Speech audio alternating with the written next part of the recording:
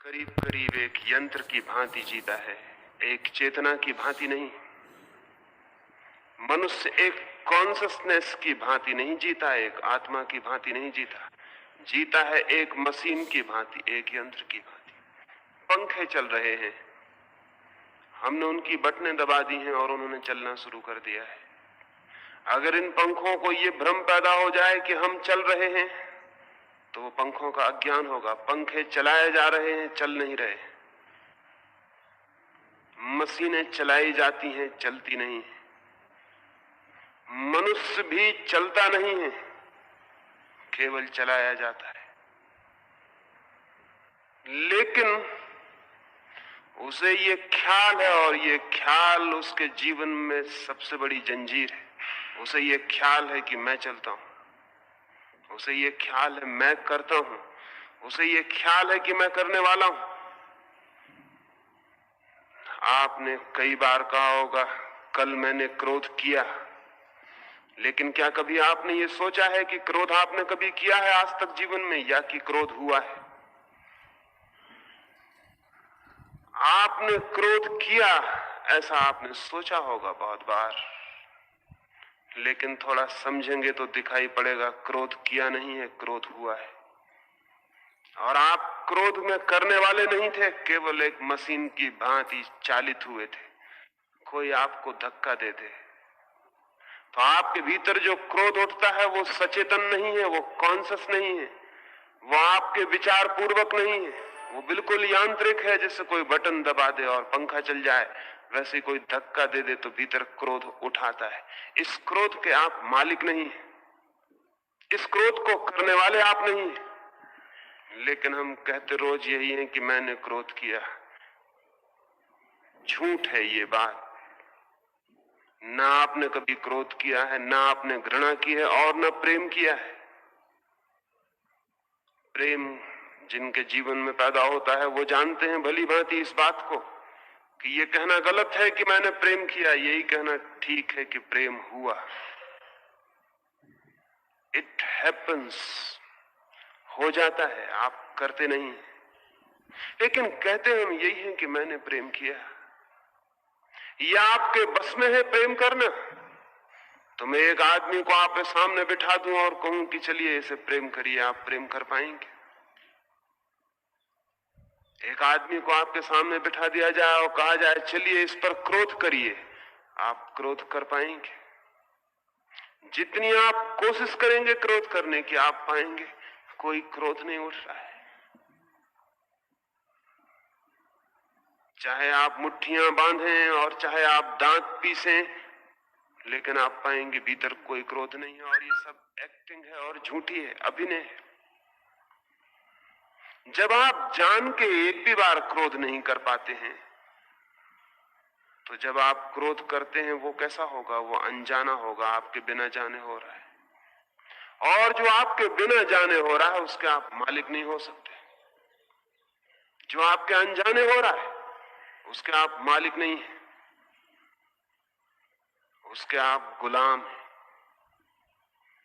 और आप मशीन की भांति व्यवहार कर रहे हैं। सामान्यतया हमारा पूरा जीवन एक यंत्र की भांति है,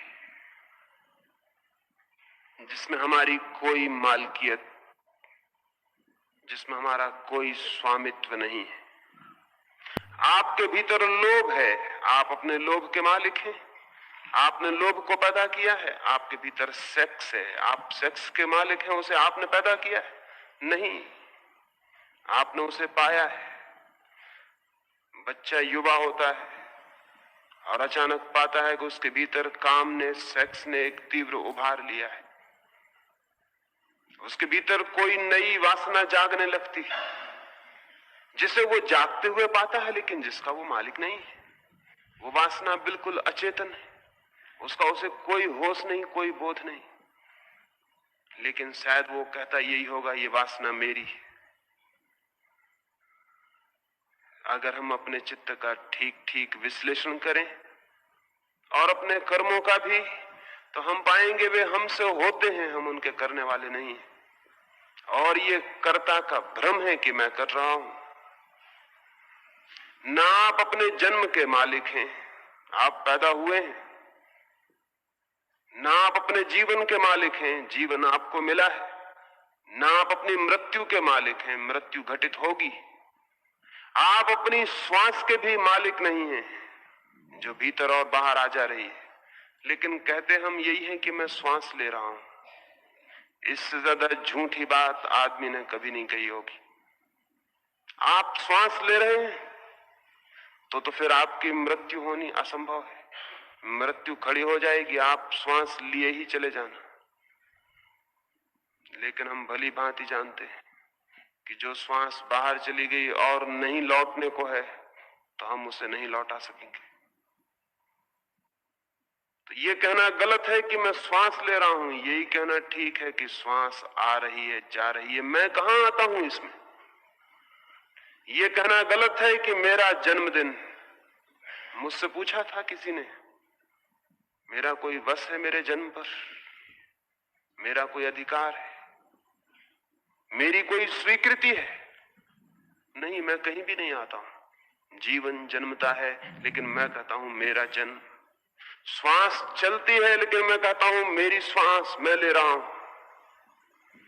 क्रोध उठता है, काम उठता है, लोभ उठता है, और मैं कहता हूं मेरा क्रोध, मेरा प्रेम, मेरी घृणा, मेरे मित्र, मेरे शत्रु।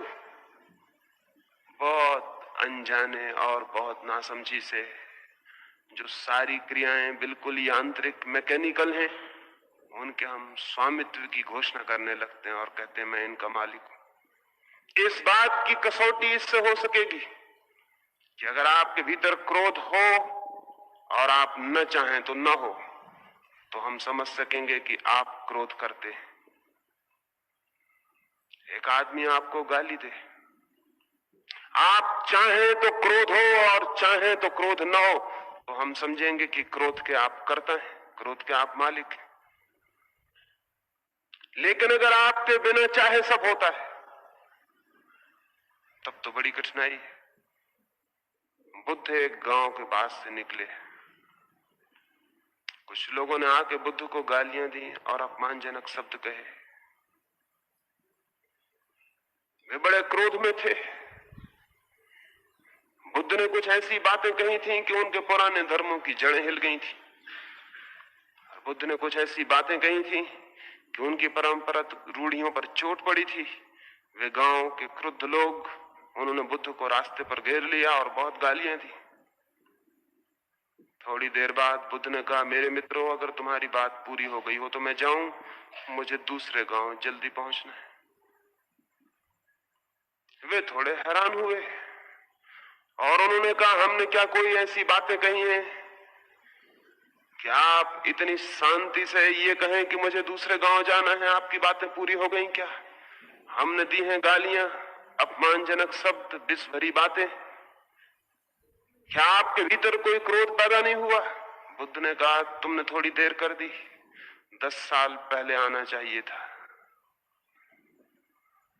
तब क्रोध होता था, घृणा होती थी, तब सब होता था, क्योंकि मैं मौजूद नहीं था, मैं अनुपस्थित था, मैं अपने जीवन के प्रति सचेतन नहीं था, जागृत नहीं था, सोया हुआ था, सब होता था। 10 साल पहले आना था।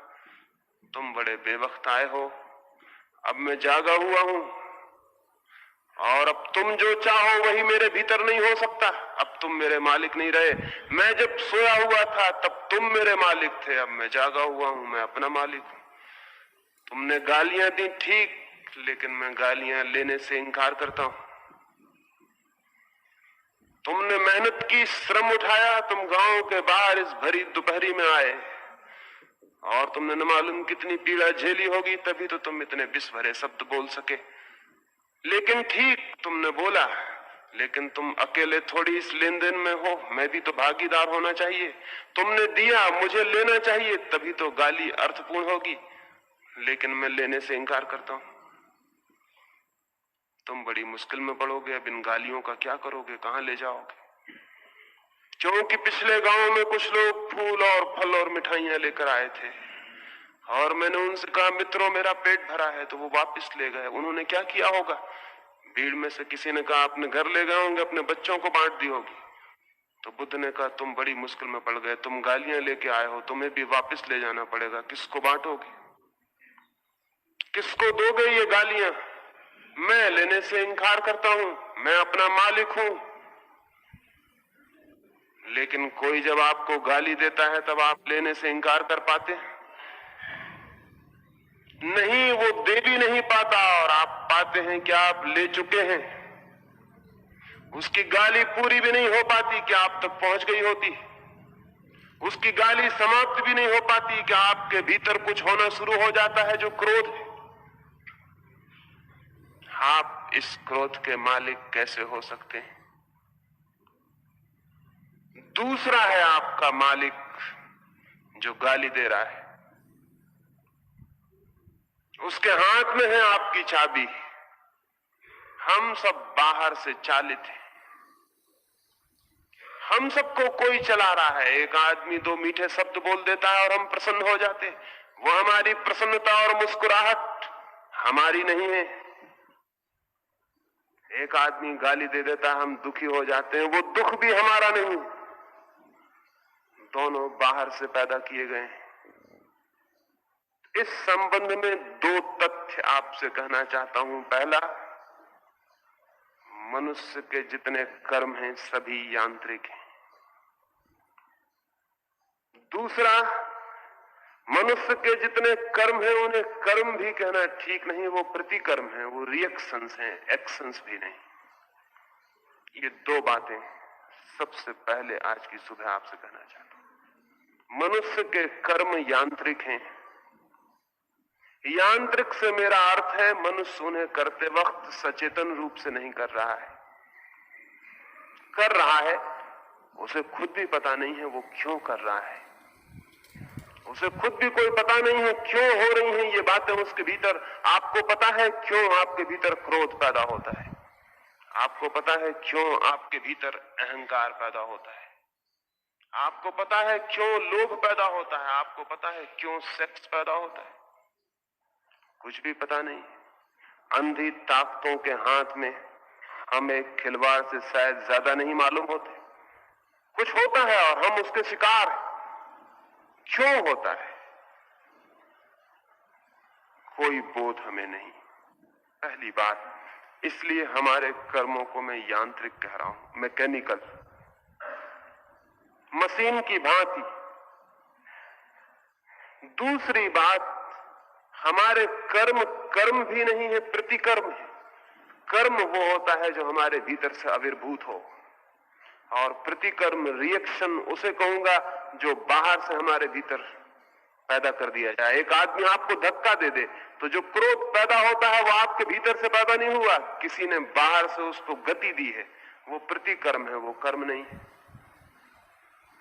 वो रिएक्शन है। आपने कभी कोई ऐसा कर्म किया है जो आपके भीतर से पैदा हुआ हो, जिसका आविर्भाव अपने भीतर से आया हो? कुछ कर्म किए होंगे जो भीतर से आए होंगे, लेकिन उनके आने में आप सचेतन ना रहे होंगे, होश से भरे हुए ना रहे होंगे। दो तरह के कर्म हैं हमारे, अचेतन भीतर से आने वाले और प्रतिकर्म बाहर से आने वाले। इन दोनों के बीच में जो मनुष्य घिरा है वो बड़े गहरे बंधन में है। लेकिन वो क्या करे? क्या वो अपने क्रोध को दबा ले? दबा लेने से कोई फर्क नहीं पड़ेगा। क्या वो अपनी वासनाओं को दबा ले? कोई फर्क नहीं पड़ेगा, क्योंकि जो उनके पैदा करने में मालिक नहीं है वो उनके दबाने में भी कैसे मालिक हो सकता है? जो उनके पैदा करने में मालिक नहीं है वो दबाने में भी मालिक नहीं हो सकता। और अगर किसी भांति जबरदस्ती वो दबा ले तो उसका क्रोध, उसकी वासनाएं, उसके कर्म दूसरे रास्तों से प्रकट होने लगेंगे जो और भी खतरनाक होगा। ऐसा हो रहा है रोज।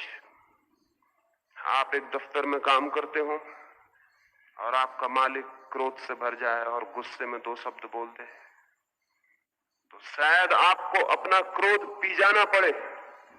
पी जाना पड़े इसलिए कि जैसे नदी की धार नीचे की तरफ उतरती है, ऐसे ही क्रोध की धार भी नीचे की तरफ उतरती है, ऊपर की तरफ नहीं चढ़ती।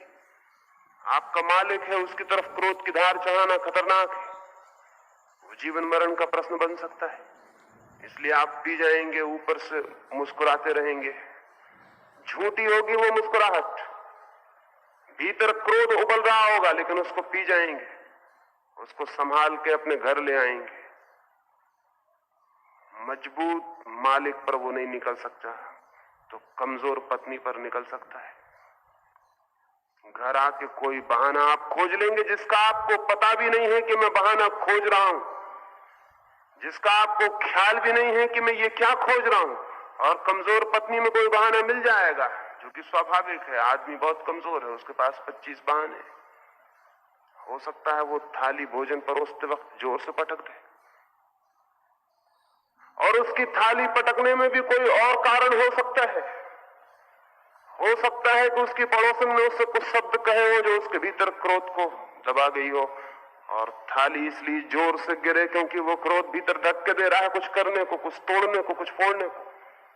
हो सकता है भोजन में वो नमक डालना भूल जाए, और वो भूलने भी हो सकता है कि इस कारण हो कि कल रात आपने उससे जो शब्द कहे थे वो इतने कड़वे थे कि आज मीठा भोजन देना आपका उसका चित्त राजी नहीं है।